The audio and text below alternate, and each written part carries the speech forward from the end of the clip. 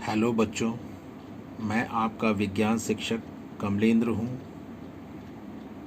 आज हम लोग विज्ञान के अध्याय 10 प्रकाश परावर्तन तथा अपवर्तन के अंतर्गत क्रियाकलाप 10.13 से संबंधित जानकारी प्राप्त करेंगे। इसके अंतर्गत अवतल लेंस के सामने विभिन्न स्थितियों में रखी वस्तुओं के प्रतिबिंब कहाँ बनते हैं, किस प्रकृति के होते हैं और उनके आपेक्षिक आकार कैसे होते हैं, इसके बारे में जानकारी प्राप्त करेंगे।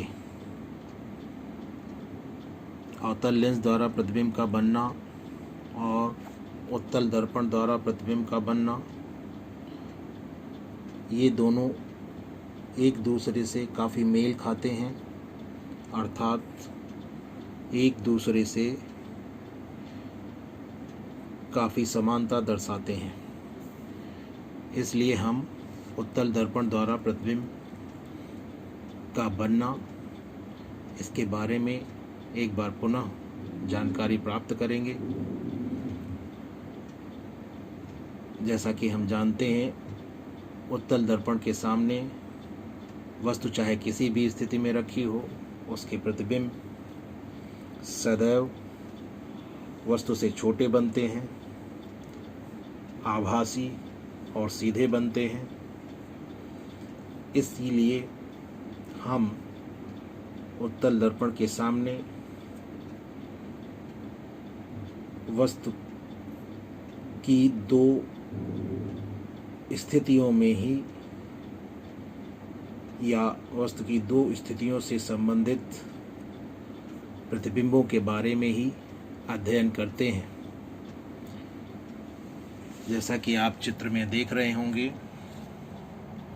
उत्तल दर्पण के सामने अनंत पर रखी वस्तु की स्थिति को O1 से दर्शाया गया है और इसका संगत प्रतिबिंब उत्तल दर्पण के पीछे उसके फोकस F पर बनता है, जो कि अत्यंत छोटा, आभासी, सीधा और बिंदु के आकार का होता है। दूसरी स्थिति हम अनंत और उत्तल दर्पण के बीच में कहीं पर भी ले लेते हैं, जिसकी स्थिति को O2 से दर्शाया गया है। इससे संबंधित चित्र, इससे संबंधित प्रतिबिंब दर्पण के पीछे I2 स्थिति में बनता हुआ दिखाया गया है। यह भी वस्तु के आकार से छोटा है, साथ ही सीधा और आभासी है।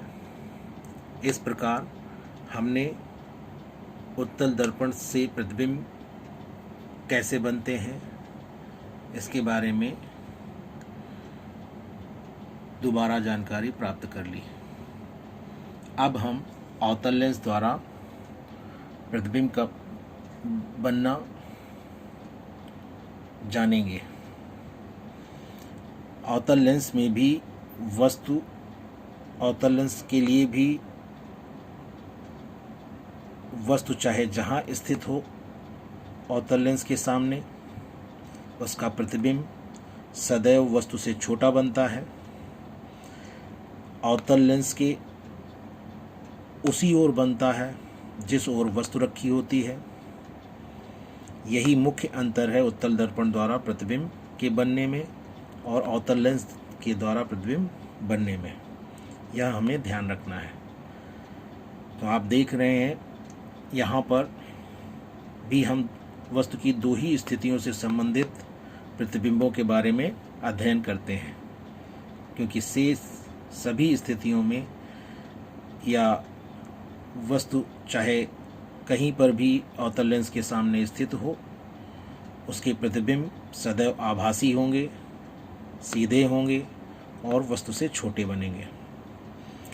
तो यहाँ पर देख रहे हैं, अनंत पर अवतल लेंस के सामने जो वस्तु रखी है उसकी स्थिति को O1 से दर्शाया गया है।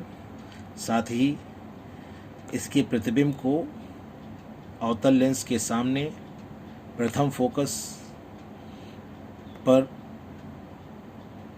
ही बनता हुआ दिखाया गया है और यह बिंदु के आकार का होता है, वस्तु से अत्यधिक छोटा होता है और इसकी स्थिति को I1 से दर्शाया गया है।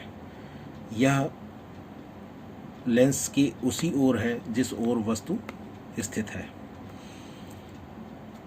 ठीक इसी प्रकार यदि वस्तु अनंत और अवतल लेंस के बीच में कहीं पर स्थित होती है, जिसकी स्थिति को यहाँ पर O2 से दर्शाया गया है, उस स्थिति में प्रतिबिंब लेंस और प्रथम फोकस F1 के बीच में ही कहीं पर बनता है, जिसकी स्थिति को यहाँ पर I2 से दर्शाया गया है। यहाँ पर भी प्रतिबिंब सीधा बना है, आभासी बना है और वस्तु से छोटा है। इस प्रकार हमने अवतल लेंस के द्वारा विभिन्न स्थितियों में रखी वस्तुओं के प्रतिबिंबों के बारे में जानकारी प्राप्त की। क्रियाकलाप 10.13 में इसी के बारे में हम करके सीखते हैं, करके जानते हैं और क्रियाकलाप 10.13 से संबंधित संक्षिप्त विवरण सारणी 10.5 में दिया गया है, जिसमें हम देखते हैं कि 4 कॉलम बने हैं, जिसमें पहला कॉलम बिंब की स्थिति है, दूसरा प्रतिबिंब की स्थिति है, तीसरा प्रतिबिंब का आपेक्षिक साइज या आकार है और चौथा प्रतिबिंब की प्रकृति है। बिंब की स्थिति वाले कॉलम में 2 स्थितियों में वस्तु को रखा दिखाया गया है। पहली अनंत पर, जिसे हमने अपने चित्र में O1 से दर्शाया था। दूसरी स्थिति अनंत तथा लेंस के प्रकाशिक केंद्र O के बीच, जिसे हमने O2 से चित्र में दर्शाया था। आप देख रहे हैं प्रतिबिंब की स्थिति पहली स्थिति में, जबकि वस्तु अनंत पर है, प्रथम फोकस F1 पर दिखाई गई है और दूसरी स्थिति में प्रतिबिंब प्रथम फोकस F1 तथा प्रकाशिक केंद्र O के बीच दिखाई गई है। इसी प्रकार प्रतिबिंब के आपेक्षिक आकार के बारे में भी दिया गया है कि पहली स्थिति में प्रतिबिंब अत्यधिक छोटा और बिंदु के आकार का है और दूसरी स्थिति में प्रतिबिंब वस्तु से छोटा है। और प्रतिबिंब की प्रकृति के बारे में दोनों ही स्थितियों में आभासी तथा सीधा लिखा गया है। तो इस प्रकार सारणी से भी हमें वही जानकारी प्राप्त होती है जो कि हमने चित्र के माध्यम से प्राप्त की थी और यही जानकारी हम 10.13 में करके भी जानते हैं। इस प्रकार इस वीडियो में बस इतना ही। से इस अगले वीडियो में धन्यवाद।